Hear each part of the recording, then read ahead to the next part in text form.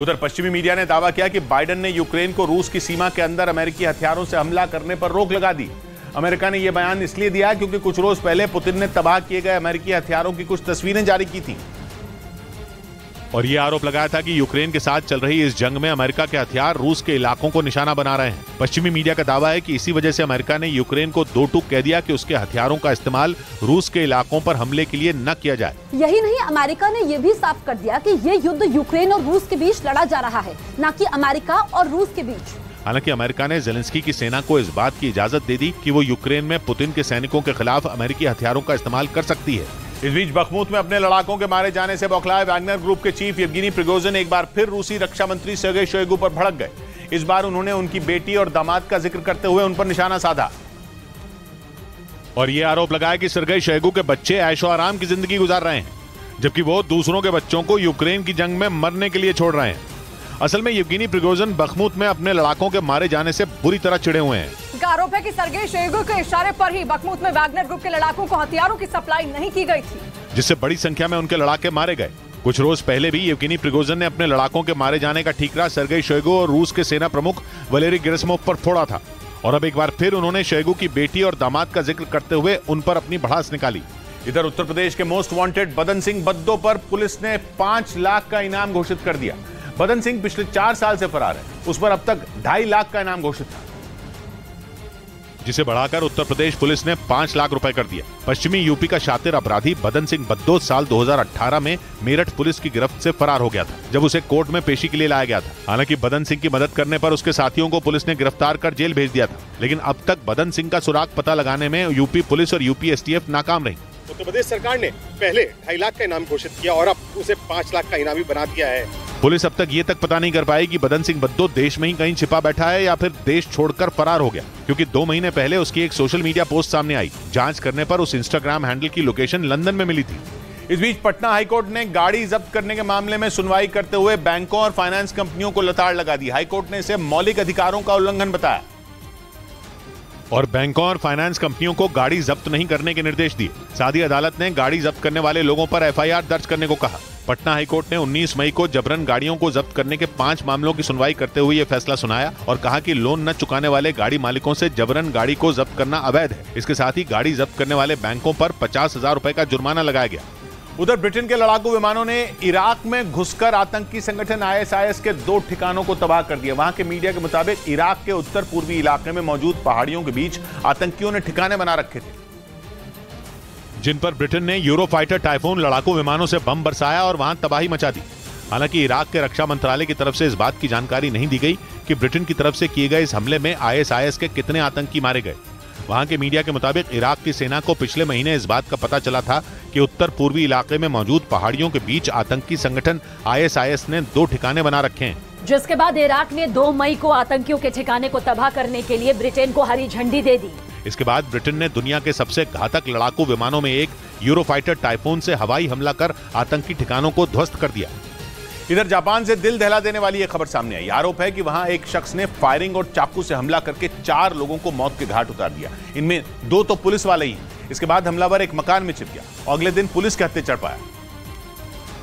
और उससे पहले मध्य जापान की नाकानो सिटी के एक रिहायशी इलाके में करीब 12 घंटे तक ड्रामा चलता रहा। पुलिस की भरी पूरी टीम ने इलाके में डेरा डाल दिया। बुलेट प्रूफ जैकेट और शील्ड लेकर पुलिस वाले इधर से उधर भागते दिखे। फिर जब संदिग्ध अगली सुबह मकान से बाहर निकला तब पुलिस ने उसे हिरासत में ले लिया। बताया गया कि हमलावर ने पहले एक महिला का पीछा किया और फिर उस पर चाकू से हमला कर दिया। इस वारदात की खबर मिलते ही जब 2 पुलिस वाले वहां पहुंचे तो हमलावर ने उन पर भी गोलियां चला दी। बताया गया कि 31 साल का हमलावर जापान के एक नेता का बेटा है। उसने ऐसा क्यों किया ये साफ नहीं है। जापान में इस तरह की वारदात न के बराबर होती हैं, इसलिए ये पूरी दुनिया में हेडलाइन बन गई। इस बीच भारतीय खुफिया एजेंसियों के सूत्रों से मिली जानकारी के मुताबिक भारत चीन सीमा पर बनी एलएसी यानी लाइन ऑफ एक्चुअल कंट्रोल के पास चीन ने मॉडल विलेज बसा दिया है। सूत्रों से मिली जानकारी के मुताबिक चीन ने महज 100 दिन के अंदर एक पूरा गांव तैयार कर लिया और चीन का ये मॉडल विलेज उत्तराखंड के बाराहोती के दूसरी तरफ चीन की सीमा में बसा है। ये इलाका 3488 किलोमीटर लंबी भारत चीन सीमा के सेंट्रल सेक्टर में आता है और एलएसी से महज 6 या 7 किलोमीटर की दूरी पर है। सूत्रों से मिली जानकारी के मुताबिक 300 घरों के इस गांव में चीन ने मल्टी स्टोरी बिल्डिंग बना दी। इसके साथ ही अपने सैनिकों के रहने और सैन्य गतिविधियों के लिए कई कैंप भी तैयार कर रहा है। भारतीय खुफिया एजेंसियों के सूत्रों से मिली जानकारी के मुताबिक चीन के सैनिकों ने इस इलाके में गश्त भी बढ़ा दी। हालांकि भारतीय सेना की नजर इस इलाके में चीन की हर हरकत पर बनी हुई है। इधर सूत्रों के मुताबिक बैंकों को अब उन लोगों की जानकारी आयकर विभाग से साझा करनी होगी जो बड़ी तादाद में 2000 के नोट बदलवाने के लिए बैंकों में जमा कराएंगे। रिजर्व बैंक ऑफ इंडिया ने 2000 के नोटों को बैंक से बदलने के लिए 30 सितंबर तक की सीमा तय की है। और सूत्रों का दावा है कि जो लोग इन नोटों के जरिए बड़ी रकम बैंक से बदलवाएंगे उनकी जानकारी बैंकों को आयकर विभाग को भी देनी होगी। बताया गया कि बैंक में बचत खाता यानी सेविंग्स अकाउंट के जरिए 10 लाख और चालू खाता यानी करंट अकाउंट के जरिए 50 लाख से ज्यादा के नोट बदलवाने वाले लोगों पर इनकम टैक्स डिपार्टमेंट नजर रखेगा। माना जा रहा है कि इससे काले धन की अदला बदली पर लगाम लगाना आसान हो जाएगा। उधर रूस के कब्जे वाले डोनेस्क में यूक्रेन की तरफ से भारी बमबारी की खबर आई। पूर्वी यूक्रेन के डोनेस्क पर पिछले 1 साल से रूस का कब्जा है, लेकिन अब यूक्रेन की फौज वहां हमले तेज कर रही है और वहां कई इलाकों में इसका असर भी दिखने लगा। रूस की फौज का एक सैनिक वहां मीडिया से बात कर रहा था कि अचानक वहां एक तेज धमाका हो गया। इसके बाद जो हुआ, ब्रेक के बाद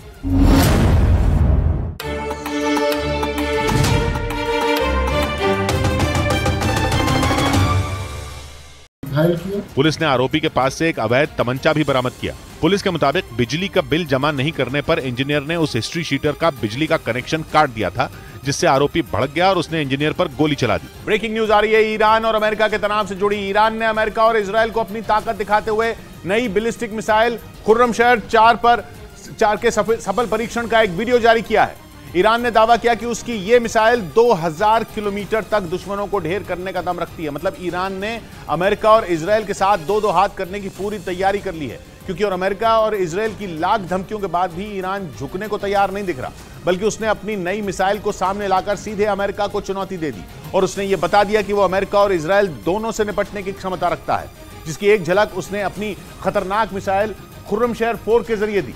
जिसके बाद पश्चिमी मीडिया ने दावा किया कि ईरान की इस मिसाइल को देखकर सुपर पावर अमेरिका के होश उड़ गए। इसी वजह से उसने ईरान की इस मिसाइल को पूरी दुनिया के लिए खतरा बता दिया, जबकि 2 दिन पहले ही अमेरिका ने ईरान के परमाणु ठिकानों को तबाह करने के लिए घातक बम GBU-57 की तस्वीरें जारी की थी और यह दावा किया कि उसका यह बम इतना ताकतवर है कि जमीन के अंदर भयंकर तबाही मचा सकता है। लेकिन अब पश्चिमी मीडिया का दावा है कि अमेरिका को जवाब देने के लिए ईरान ने भी अपनी ताकतवर बैलिस्टिक मिसाइल खुर्रमशहर 4 के सफल परीक्षण का वीडियो जारी किया और ये साफ कर दिया कि वो अमेरिका से भिड़ने और उसे हर मोर्चे पर जवाब देने के लिए तैयार है। वहीं ईरान की इस बैलिस्टिक मिसाइल के सामने आने के बाद अमेरिका तिलमिला गया। Iran's development and proliferation of ballistic missiles poses a serious threat to regional and international security. Iran का दावा है कि खुर्रमशहर 4 मिसाइल की रेंज 2000 किलोमीटर है और ये 1500 किलोग्राम तक विस्फोटक लेकर उड़ान भर सकती है। इस बीच सिर्फ ईरान ही नहीं बल्कि उसके समर्थन वाले लेबनान के चरमपंथी संगठन हिजबुल्लाह ने सीरिया में मौजूद अमेरिका के ठिकानों पर बड़े हमले की तैयारी शुरू कर दी।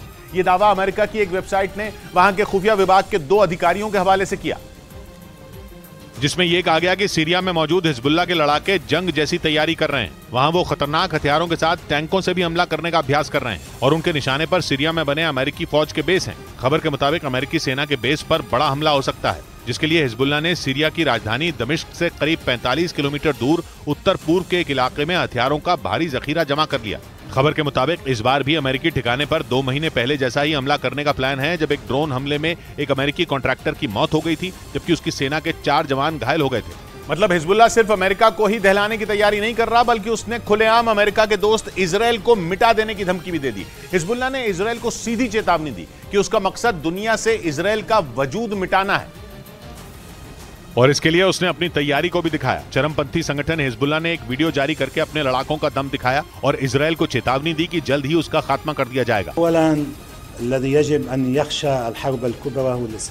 हिजबुल्लाह के मुताबिक इजरायल की वजह से पश्चिम एशिया जंग की आग में जल सकता है। इजरायल ने फिलिस्तीन, लेबनान, सीरिया और ईरान में युद्ध जैसे हालात बना रखे हैं और इसी वजह से हिजबुल्लाह ने इजरायल को अंजाम भुगतने की धमकी दी, जिसे हल्के में लेना इजरायल के लिए भारी पड़ सकता है, क्योंकि हिजबुल्लाह के साथ इजरायल का सबसे बड़ा दुश्मन ईरान खड़ा है। ईरान से ही हिजबुल्लाह को भारी मात्रा में हथियार मिलते हैं और इस संगठन के ठिकाने सीरिया में भी हैं, जहां से वो आसानी से इजरायल को निशाना बनाता रहता है।